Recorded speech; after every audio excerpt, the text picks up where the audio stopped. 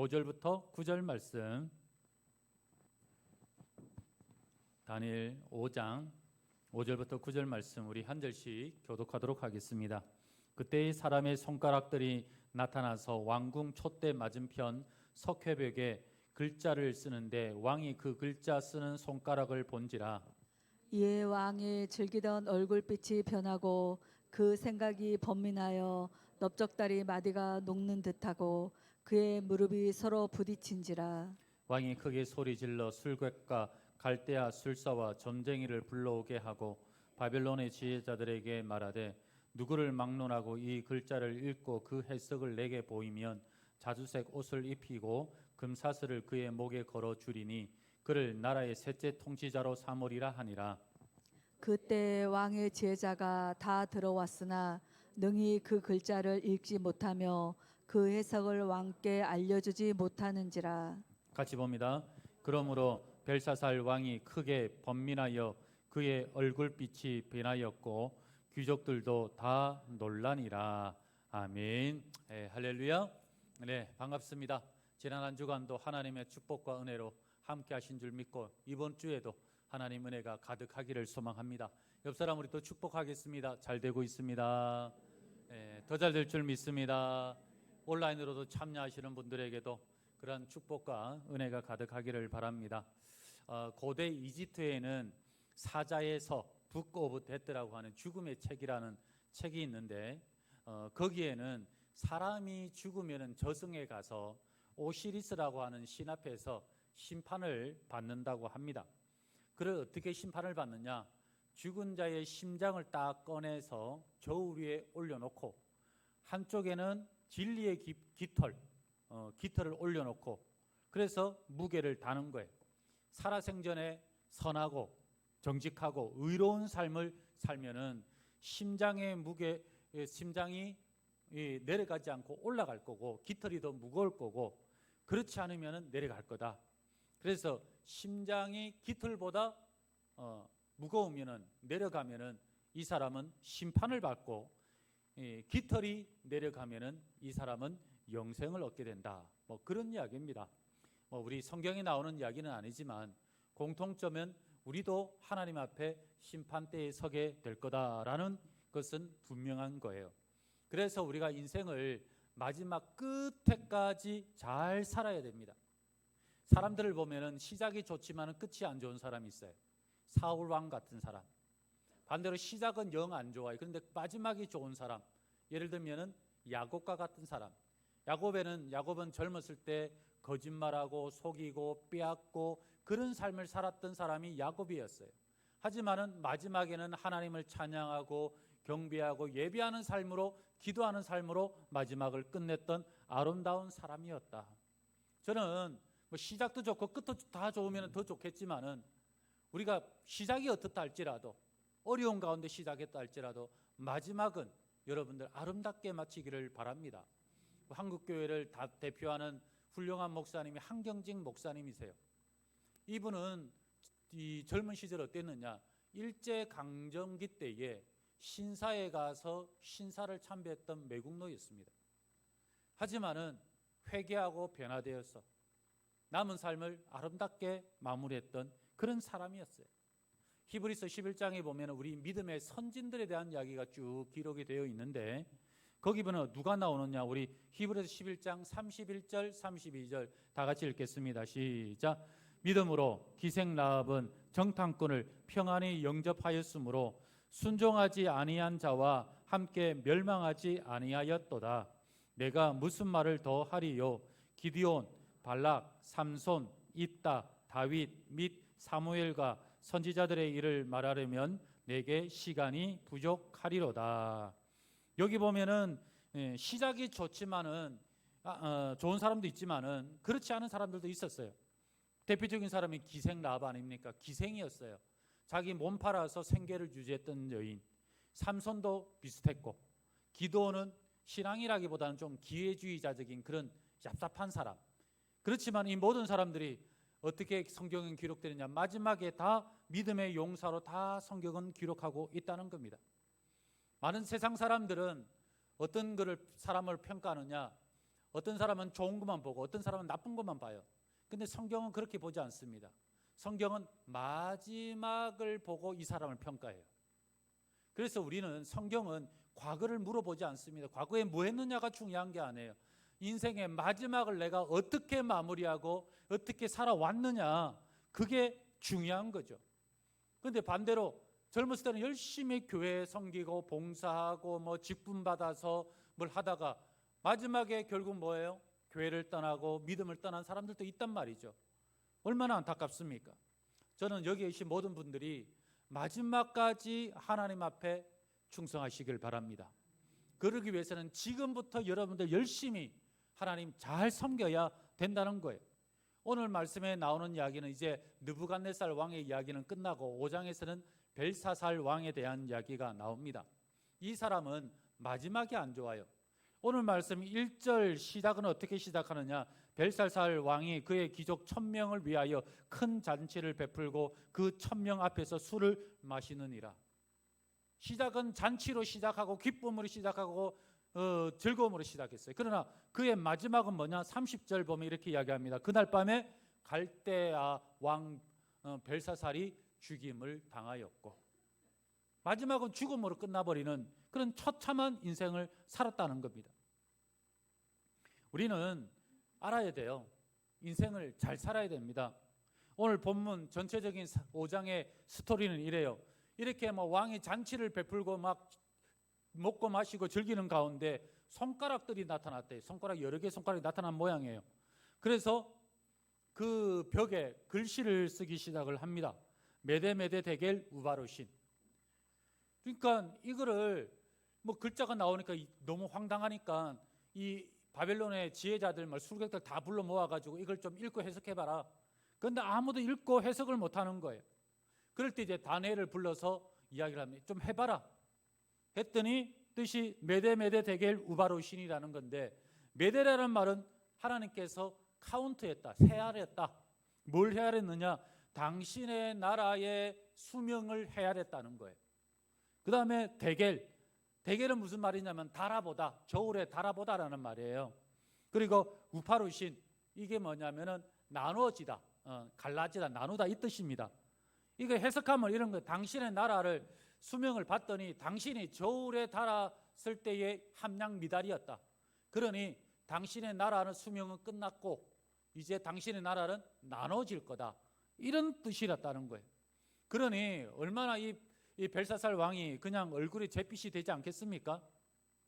여러분들, 느부갓네살 왕과 벨사살 왕에는 공통점과 차이점이 있어요. 공통점은 뭐냐면은 둘 다 뭐 초자연적인 꿈이나 환상이나 아니면 손가락이나 뭐 이런 것들, 그런 경험을 해요. 그러나 차이점은 뭐냐면은 느부갓네살 왕은 4장 29절 이렇게 이야기하면 뭐가 있느냐면 12달이 지난 이후에 꿈이 이루어져요. 그런데 벨사살 왕은 이 손가락이 나오자마자 그날 밤에 죽임을 당합니다. 그게 30절 나오는 이야기예요. 이걸 통해서 이 두 사람이 분명히 놀라운 걸 경험했는데 이 자체가 뭔가 다르더라는 거죠. 뭐가 다르냐면은 느부갓네살 왕에게 주어졌던 꿈과 환상은 경고였어요. 물론 왕은 그 경고를 받아들이지 않았고 그래서 엄청난 고난을 당한 이후에 깨닫습니다. 하지만 벨사살 왕이 당했던 것은 경고가 아니라 뭐냐면은 심판의 메시지였다는 거예요. 너 오늘 죽어. 그리고 죽게 되는 거예요. 우리가 이 모습을 보면서 왜 하나님은 손가락을 보여주시면서 이 글을 쓰셨는가? 아니, 그날 밤에 죽을 것 같으면은 뭐 손가락이 뭐 필요 있습니까? 그냥 죽이면 되지. 왜 그러면 했는지, 누구를 위해서 이 기적을 보여주셨는가? 그것은 다니엘서를 읽는 바로 우리들을 위해서 이것을 보여주고 있다는 거예요. 하나님은 감찰하시는 하나님이십니다. 벨사살 왕이든 느부갓네살 왕이든 감찰하세요. 그래서 하나님께서는 이 감찰하는 모습을 우리에게도 그대로 감찰하심을 보여주는 겁니다. 메데라는 게 뭐라고 했으면 헤아렸다는 거예요. 하나님께서 우리의 생명 날수 헤아리신 거예요. 왜 헤아리느냐? 데겔, 우리를 저울에 달아봤더니 얘는 함량미달이네. 너는 더 이상 이 세상에 살 소명이 없어. 살 필요가 없어. 그러면 우파로신 하나님께서 너희 생명을 나눠버리시는 거죠. 너무나 무서운 그런 이야기 아니겠습니까? 성경에는 경고의 메시지가 있고요, 심판의 메시지가 있어요. 경고의 메시지라는 것은 뭐냐면은 회개할 수 있는 시간, 기회를 주는 게 경고의 메시지예요. 느부갓네살은 12달이라는 경고의 메시지를 받지 않습니까? 그런데 심판의 메시지의 목적은 뭐냐면은 그는 단순하게 메시지를 전달하고 죄악을 지적하고 그리고 집행하기 위해서 이렇게 한 거라는 겁니다. 벨사살 왕은 심판의 메시지예요. 회개하고 이럴 수 있는 기회, 시간 자체를 안 준 겁니다. 우리는 이 다니엘서 5장을 통해서 무엇을 배울 수 있느냐면 벨사살 왕처럼 하지는 말자는 거예요. 그럼 왜 벨사살 왕은 회개의 기회조차 얻지를 못했는가? 우리 22절 말씀을 우리 한번 다 같이 읽도록 하겠습니다. 시작. 벨사살 왕은 다 알고도 아직도 마음을 낮추지 아니하고. 이 말이 뭐냐? 느부갓네살의 모든 죄악을 알면서도 이 벨사살 왕은 똑같이 교만해서 자만하고 마음을 낮추지 않았다는 거예요. 여기 보면 벨사살 왕이여 그의 아들이 되어서, 아들이라고 표현합니다. 그러니까 아들이라는 말이 무슨 말이냐? 우리 좀 성경하고 우리 이해하고는 좀 달라요. 성경에서 아들이라는 말은 친아들이 될 수도 있고 손자, 증손자가 될 수 있어요. 그렇지만 그리고 또 반대로 아버지다라고 하면은 친아버지가 될 수 있지만은 할아버지, 증조부, 고조부가 될 수 있어요. 그러니까 조금 우리의 이해하고 다르죠. 예를 들어서 예수님이 예루살렘 입성하실 때에 다윗의 자손 예수여, 그러면 호산나 이렇게 찬양을 하거든요. 원문상에는 다윗의 아들로 표현됩니다. 영어 성경도 보면 Son of David, 다윗의 아들로 이야기해요. 근데 해석적으로 보면은 자손이란 말이 좀 더 가깝지만은 그 말이 더 맞죠. 이해가 우리한테 더 이해가 되죠. 아들이라는 개념이 그런 거예요. 그래서 이 아들이라는 말이 바로 뭐 내 친아들보다는 아무래도 할아버지. 그러니까 벨사살은 느부갓네살의 한 손자 아니면 증손자 정도 이렇게 이해를 하시면 됩니다.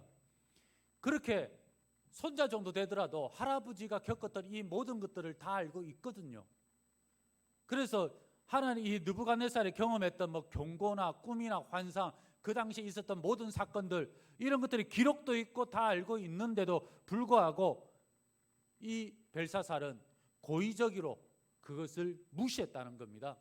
그래서 마음에 둘 생각도 없고 배울 생각도 없었다는 거예요. 우리가 그거를 어디서 알 수 있느냐? 벨사살 왕이 손가락이 나와가지고 막 글을 쓰니까, 그러니까 알았다고 하면은 누구를 불렀겠어요? 다니엘을 불렀을 거예요. 그런데 다니엘을 안 부르고 이 바벨론의 지혜자들 술객을 불러가지고 맞추라고 그래요. 그럼 못 맞추니까 이 당황하고 있으니까 누가 하느냐? 왕비가 와서 다니엘이 있지 않습니까? 다니엘을 불러서 알아보십시오. 그러니까 그 마음에 다니엘을 기억했다면은, 그 사건을 기억했다면 그렇게 못하겠죠. 그 다음에 또 한 가지는 뭐냐? 2절에 나오는데 잔치를 베풀어요. 그런데 이 잔치를 할 때에 마시는 잔, 이 잔이 어디 있느냐? 예루살렘을 점령하고 성전에 있는 모든 기명들을 다 가지고 옵니다.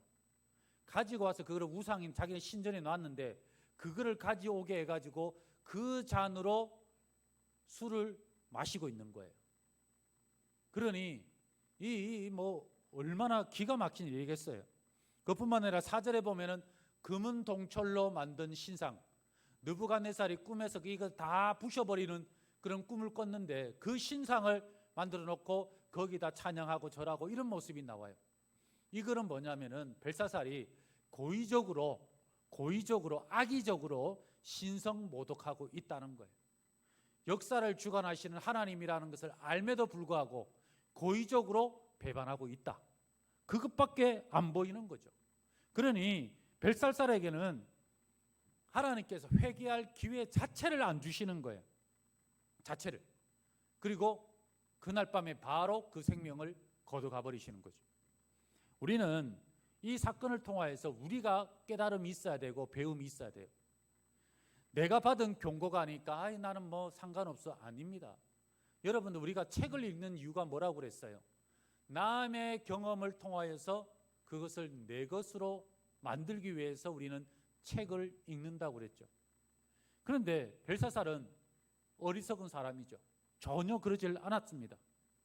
우리는 하나님께서 우리에게 주시는 경고를 들을 줄 알아야 됩니다. 성경에는 우리에게 수없이 많은 경고들이 있어요. 그렇기 때문에 그 경고를 무시하게 되면은 멸망할 수밖에 없어요. 뿐만 아니라 세상도 보면은 세상에도 여러 가지 우리를 향한 수없이 많은 경고들이 있어요. 그 경고를 무시하게 되면 결국은 사라질 수밖에 없다는 거예요. 저는 우리나라를 보면서 제일 무서운 경고가 뭐냐? 많은 사람들이 지금 우리나라 여러 가지 문제 이야기하지 않습니까? 뭐 국민연금도 문제다, 의료도 문제다, 그 다음에 뭐 교육 문제, 경제는 지금 뭐 난리다. 그리고 저 이 국방 문제도 심각하다고 그러고 막 이렇게 많은 엄청난 이야기를 해요. 이런 많은 문제의 가장 본질적인 문제는 뭐냐면은 출산율입니다. 출산율 작년에 출산율 알아봤더니 0.79명. 우리나라가 정상적으로 기능하기 위해서는 필요한 숫자가 2.1명이 돼야 된답니다. 그러니까 우리나라 이거 뭐 몇십 년 지나면 사라지겠죠. 일론 머스크가 이야기하지 않습니까? 뭐 조금 자기 나라도 아니면서 북한한테 이야기해. 전쟁 준비할 필요 없다. 남한 조금 지나면 인구 다 사라지니까 당신 그냥 걸어 내려오면은 그냥 이 땅 차지한다. 조롱조로 이렇게 이야기하지 않습니까? 저는 뭐 전문가가 아니라서 어떻게 해야 될지는 잘 모르지만은 분명한 것은 이 저출산 문제가 벌써 1, 2년 된 게 아니라 1, 20년도 더 됐던 이야기예요.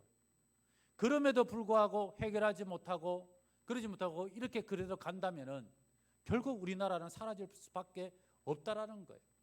절대 우리가 경고를 무시하면 안 됩니다. 그뿐만 아니라 한국 교회에 대한 무시무시한 경고들이 많아요. 인구 감소로 인하여서 교인 감소는 더 많아요. 뿐만 아니라 코로나 문제도 심각하고 젊은이들이 교회를 떠나는 경우들도 많고요. 이런 엄청난 경고들이 막 여기저기서 그냥 위용위용 하면서 나타나고 있어요. 저는 그 소리가 막 귀에 막 쟁쟁합니다. 그런데도 불구하고 여기에 대해서 우리만 잘 먹고 우리만 잘 살면 된다. 우리만 배부르면 된다. 그렇게 가면은 어떻게 되겠습니까? 그러면 우리 자녀들이 다닐 교회가 사라질 수도 있다는 거예요. 경고를 무시하면 안 돼요. 저는 한국 교회 이 경고는 미국 교회가 우리보다 한 20년은 앞서간다고 그래요. 그래서 지금 미국 교회가 거의 무너지기 직전입니다. 그러면은 미국 교회가 어떤 문제를 안고 있는가, 그거를 보고 우리가 반면교사를 삼아서 일어나야 되겠죠. 정신 차려야 되겠죠. 그래서 제가 한번 이래저래 좀 조사를 해봤습니다. 미국 교회가 지금 당면한 문제가 뭐냐? 세속화, 첫 번째 세속화. 미국은 대통령이 취임할 때 성경에 손 얹고 선서를 이렇게 합니다. 여러분 아시잖아요. 그리고 나서 목사님이 기도해줘요. 기도를 할 때 뭐라고 마지막에 우리가 뭐라고 기도합니까? 예수님 이름으로 기도합니다. 그런데 그 사람들은 지금 뭐라고 기도하느냐? 모든 신들의 이름으로 기도합니다. 그러고 있어요. 이러니 이게 뭐 말이 되겠습니까? 실질적으로 지금 그러고 있어요. 그러니까 세속화를 어떻게 할 수가 없습니다. 그뿐만 아니라 다음 세대가 없어요. 미국도 보면은 이게 왜 그러냐면은 미국도 뭐 젊은이들 교회 올라가면 하도 이제 기성세대들이 뭐라고 그러고 뭐라고 하고 교회가 또 되게 보수적이잖아요. 그러니까 젊은이들 교회 왔다가 그냥 다시 다 돌아갑니다. 너무 답답하다고 막. 야, 너희 옷 입고 왔는데 옷을 왜 그렇게 입고 오니? 머리는 뭐 귀신같이 온다고 뭐라고 그러고 귀 뚫고 코 뚫고 오니까 그건 또 뭐냐? 이렇게 뭐 한다고 막 하도 그러니까 누가 오겠어요? 그 다음에 또 한 가지는 뭐냐? 교회가 정치화돼 버렸다는 거예요. 진보든 뭐 보수든 그게 중요한 게 아니라 뭐 트럼프 뭐 이러면 아시지 않습니까? 그리고 교회가 예수 공동체가 돼야 되는데 정치 집단이 돼버리니까 여기 누가 교회를 올려 그러겠어요. 그리고 또 보면은 복음이 약화된 거예요. 교회 안에서 예수님 이야기, 십자가 이야기, 동성애 이야기, 뭐 차별 이야기 이런 말 못합니다. 왜냐하면 이야기했다가 잡혀가니까 동성애는 나쁜 거다, 그러면 안 된다, 비성경적인 거다 이야기 말 못해요. 그러니까 그렇게 돼버린 거예요. 그뿐만 아니라 교회 목회자의 신뢰가 또 무너졌어요.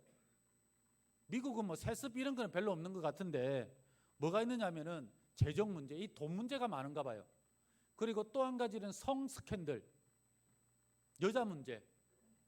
그래서 미국의 대형교회 목회자치고 이 성 스캔들이 없는 사람이 별로 없대요. 우리가 잘 대표적인 사람 빌 하이벨스 목사님, 제가 가끔 말씀드리잖아요. 거기도 그렇습니다. 그래서 교회가 뭐 거의 뭐 한 3분의 1, 4분의 1로 줄었다, 뭐 하여튼 제가 듣긴 그래요. 그 다음에 또 한 가지는 뭐냐면 이웃에 대한 어떤 베품, 섬김, 나눔 이런 게 없고 우리들끼리 잘 먹고 잘 살자, 그런 모습들. 이게 진짜 아니길 바라지만은 제가 이걸 쭉 이렇게 나름대로 찾아서 연구하면서 보니까 느낀 게 뭐냐면은 한국 교회하고 너무 똑같구나. 한국 교회하고 여러분들 너무 비슷하지 않습니까? 이렇게 가고 있는 거예요. 이렇게 가니 미국이 소멸되는 것처럼 우리나라도 20년, 30년 후에는 소멸될 수가 있다는 거예요. 우리가 살아날 길은 뭐냐면은 다시 복음으로, 다시 믿음으로 가야 돼요. 다시 종교개혁을 해서 우리가 다시 바른 성경 위에 교회가 서야 될 줄 믿습니다. 한국 교회는요, 하나님이 세우셨어요. 교회는 하나님이 주인이십니다. 근데 주인이 바뀌어버리니 더 이상 교회가 설 자리가 없는 거죠. 그러면 여기에 대한 해답은 뭐냐? 답이 무엇이 해답이냐? 잔치를 막 하는데 손가락이 나타나가지고 막 글을 써요. 글을 막 쓰니까 읽지도 못하고 해석도 못해요. 그럼 왜 읽지도 못했을까? 뭐 한글로 썼나? 한글로 쓴 건 아니고 뭘로 썼냐면 아람어로 썼어요. 아람어. 그런데 이 아람어가 그 당시 바벨론의 사람들이 썼던 언어 중에 하나입니다. 뭐 내용이 어려우면은 해석은 못한다 치더라도 읽을 줄은 알아야죠. 뭐 읽을 수 있지 않겠습니까? 그런데 읽지도 못하고 해석도 못하는 거예요. 이 도대체 왜 그럴까? 왜 그러느냐면은 이건 하나님의 초자연적인 현상이기 때문에 하나님께서 눈을 가려버리니까 이거 글자를 이게 뭔 글자인지 그림인지 읽지를 못하는 거예요. 뭐가 있는 것 같은데. 그런데 누가 읽어요? 다니엘이 읽지 않습니까? 다니엘이 와가지고 읽고 해석을 해줘요. 그럼 다니엘은 어떻게 읽고 해석을 할 수 있겠습니까? 그는 느부갓네살 왕이 이야기해 주잖아요. 너 안에는 거룩한 신들의 영이 있기 때문에 능히 읽고 해석할 수 있느니라. 바로 그게 답인 거죠. 뭐 거룩한 이 뭐 신들의 영이라고 하죠. 우리는 이건 뭐예요? 하나님의 영이 있는 사람만이 이거를 읽고 해석할 수가 있다는 거예요. 결국 이 시대를 통찰하기 위해서는 하나님의 영이 회복되어야 합니다. 그래야 마지막까지 우리가 믿음을 지킬 수가 있어요. 다니엘이 70년 동안 총리로 있으면서 바벨론의 총리, 페르시아의 총리를 하면서도 끝까지 있을 수 있었던 이유는 그 안에 하나님의 영으로 충만했기 때문에 그것이 가능했다는 거예요. 세상 사람들은 교회를 욕하고 비방하고 소망이 없다고 정죄하기 바쁩니다. 현상을 보고 징조를 보면 그럴 수 있어요. 그러나 하나님의 영이 있는 사람들은 그것만 보는 게 아니라 그 안에 소망도 있다라는 것을 우리가 볼 수가 있는 거예요. 제가 좀 보면은 부주의해가지고 왼쪽 새끼 발가락을 잘 다칩니다. 오른쪽은 안 다쳐요. 왼쪽만 다쳐요. 1년에 한 번씩 왼쪽 새끼 발가락을 빠집니다. 그 왜냐하면 식탁 다리라든지 식탁이라든지 아니면 쇼파 다리에만 발가락 끼어가지고 또 시꺼멓게 멍들어가지고 막 이러잖아요. 그래가 유튜브 보니까 그 바늘 찔러 피를 빼면은 그게 다시 발톱이 괜찮아진대요. 그래가지고 피를 뺐어요. 그거 엄청 아파요. 그거 팔을 쿡 찌르는데, 그래 피를 빼면 이제 괜찮은 줄 알고 이제 성도님들 이야기하니까 목사님 그거 그 발가락 죽은 거예요. 그 발바닥 빠질 거예요. 그래 나는 그래도 내심 살아있기를 간절히 소망하고 기도하면서, 그런데 어떻게 된 줄 아세요? 빠졌어요. 너무 좋아하시네. 그래 빠져가지고 결국은 빠지는구나. 그래도 올해도 빠졌네. 뭐 이렇게 있는데, 근데 참 신기한 거는요. 좀 지나가고 나니까 새 발톱이 올라와요. 뭐 처음 아세요? 여러분 다 똑같지 않아요? 깨끗한 발톱이 올라와가지고 밀어내요. 지금은 다시 온전해졌어요. 또 오늘 올해 또 언제 빠질지 모르겠는데, 오늘 새벽 아침에도 또 부딪혀가지고 또 좀 아야했어요. 하여튼 저는 이렇게 봅니다. 세상 사람들은 그래 그 발톱 시커먼 거 다 죽었어. 소망 없어. 이거 안 돼. 그렇게 볼 수도 있죠. 그런데 어때요? 하나님께서는 그 안에 또 새로운 발톱을 준비해서 밀어내신다는 거예요. 그래서 새로운 발톱이 나게 해주신다는 거예요. 저는 우리 교회가, 우리 성도님들이, 우리 교회 젊은이들이 이 시대에 새로운 발톱이 되었으면 좋겠습니다. 과거에 이런 것들, 과거에 목회자들이 잘못해가지고 잘못 가르쳐가지고 그랬던 것들, 그럴 수 있죠. 잘 몰랐으니까, 어려웠으니까.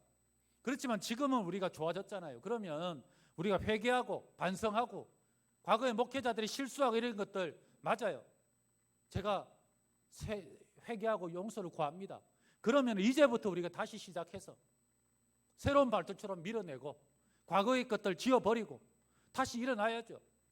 그러기 위해서는 뭐냐? 우리 안에 올해 주제가 뭐예요? 성령의 새로운 바람이 불어나야 되는 거예요. 내 안에 성령의 충만함이 없으면은 우리는 어떻게 되겠습니까? 이 역사와 똑같은 그런 일을 반복하게 될 겁니다.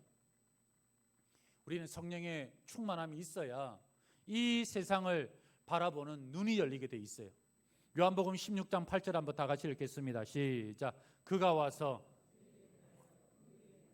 심판에 대하여 세상을 책망하리라. 여기서 말하는 그가 성령님이에요. 성령님이 오셔야 세상의 죄악을 보게 되고, 성령님이 오셔야 우리가 어떻게 믿음 생활하고 있는지, 내가 얼마나 죄인인지 깨닫게 되는 거예요. 그리고 이 시대를 통찰하고, 그리고 어떻게 해야 이 시대를 바르게 세워나갈까, 그거를 바라볼 수 있는 눈이 열리게 되어 있는 거예요. 세상 눈으로 아무리 봐도 안 보여요. 이란에서 지금 난리 났지 않습니까? 한 2,000명, 3,000명을 갖다가 사살했다고 그래요. 시위대를 향해서. 뉴스 보면 총 쏘잖아요.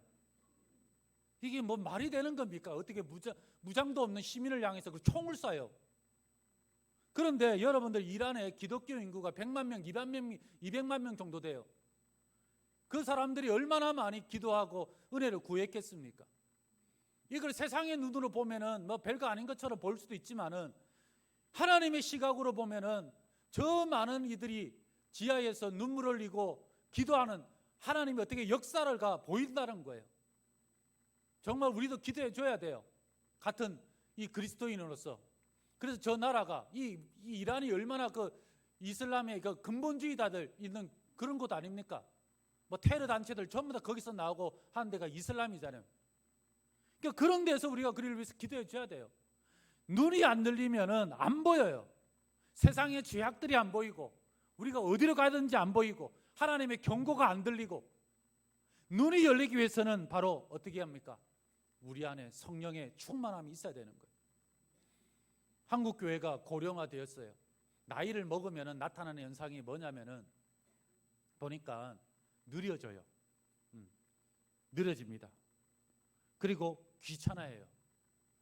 나이를 먹으면은 일어날 때 소리 내서 일어나요. 아가가가가가가 하면서.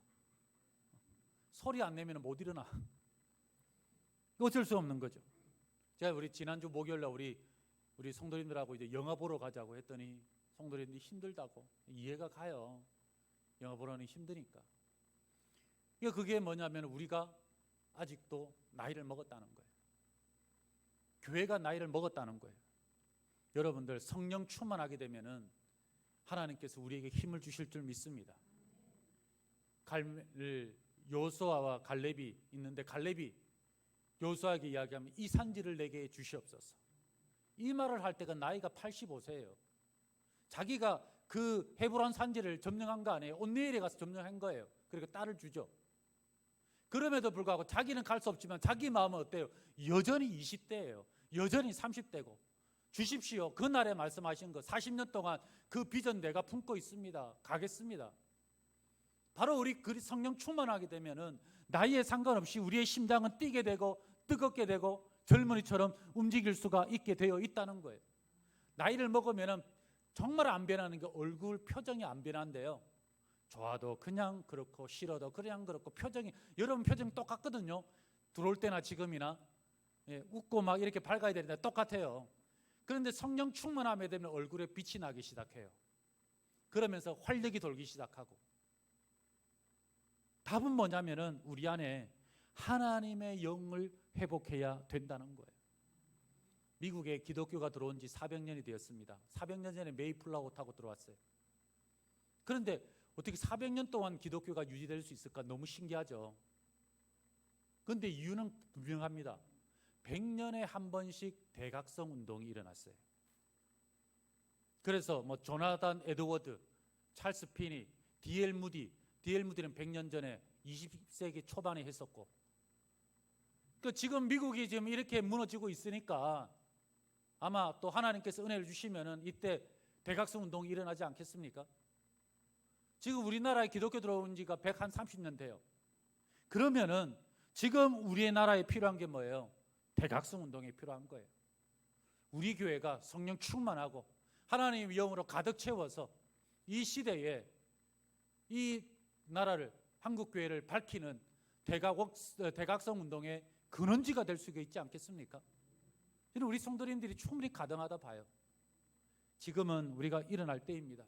세상 사람들하고 똑같이 가는 길이 아니라 우리는 우리의 길을 가야 될 줄 믿어요. 꽃들에게 희망을이라는 그런 책이 있으면 그림책이에요. 이 책에는 줄무늬 애벌레가 이제 주인공으로 나오는데, 이 애벌레가 더 나은 삶을 위해서 쭉 가다가 보니까 다른 한 기둥이 보이는 거예요. 근데 그 기둥에 올라가려고 애벌레들끼리 막 서로 막 밀고 밟고 애가 올라가고 있는 거예요. 그래서 야, 나도 기어 올라야 되겠다 싶어서 쭉 가는데 이 노랑머리 애벌레란 노랑 애벌레가 있어요. 노란색. 그래서 얘도 이제 정상에 올라가려고 바둥바둥 거리는 거죠. 그런데 얘는 조금 생각이 달랐어요.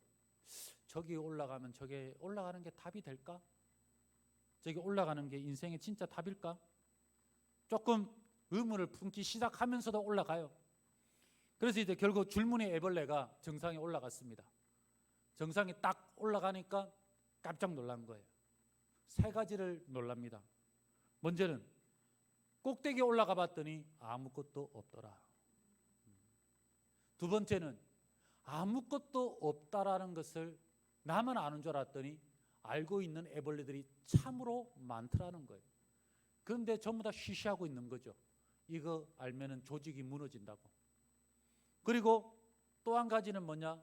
자기가 그렇게 올라가고 싶었던 기둥들이 이거 하나만 있는 줄 알았더니 위에서 보니까 너무 많더라는 거예요. 엄청. 이게 뭘 보여주냐면 우리 인간의 삶의 허상을 보여주고 있는 겁니다. 그래서 이 줄무늬 애벌레가 어떻게 하느냐면은 탑에서 내려와요. 아, 이거는 아닌가 보다. 탑에서 내려와 가지고 그때부터는 번데기가 되기로 작정합니다. 변화를 수용하기 시작해요. 그리고 노랑 애벌레도 내려와 가지고 또 똑같이 결단합니다. 나 이렇게 아닌가? 이거는 아닌 것 같아. 그리고 얘도 꼬치를 만들기 시작해요. 번데기가 됩니다.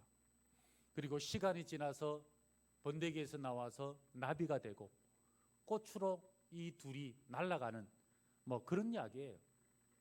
저는 우리 성도님들이 이 세상을 살면서, 우리 교회는 초신자들도 많이 계시잖아요. 오래되신 성도님들도 계시고, 그럴 때 젊은이들도 있고 세상 사람들 다 가는 그 올라가는 막 밟고 올라가려고 뭐 그럴 수도 있죠. 먹고 살아야 되니까. 그렇지만은 우리는 그것보다는 변화를 택하고 다른 길을 택하고, 그래서 나비가 되어서 날아가야 되지 않겠습니까? 이 세상 모든 징조가 안 좋은 이야기하고 심판을 이야기하고 절망을 이야기한다 할지라도 저는 우리 성도님들이 우리 안에 하나님의 영으로 채우면은 마지막까지 우리는 아름다운 마무리할 줄 믿습니다. 여기 계신 우리 모든 성도님들, 연세 많으신 분들 끝까지 그 길 갔으면 좋겠고요. 그리고 우리 교회가 그 사역 감당하는 그런 아름다운 교회 되기를 소망합니다. 그래서 그런 하나님의 축복과 은혜가 넘치기를 그리스도의 이름으로 축원합니다. 우리 자리에 일어나셔서 우리 찬양 부르시고 우리 기도하도록 하겠습니다. 날마다 숨쉬는 순간마다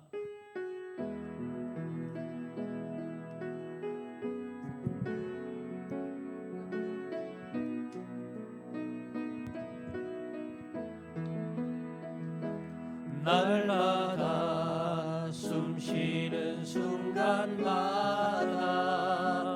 내 앞에 어려운 일 보내 주님 앞에 이 몸을 맡길 때 슬픔 없네 두려움 없네